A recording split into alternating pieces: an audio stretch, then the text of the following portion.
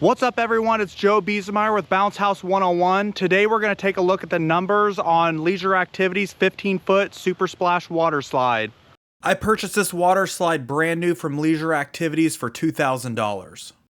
The first year I rented this unit out, I rented it 21 times for a total of $5,150. The second year I rented it out 9 times for a total of $2,590. And the third year I rented it out 9 times again for a total of $2,615. You might be wondering why it was rented out less times in year 2 and 3, and the reason is because I started purchasing a lot more water slides to rent out. That created a lot more interest in newer, larger water slides and took some of the attention off this smaller 15-foot water slide.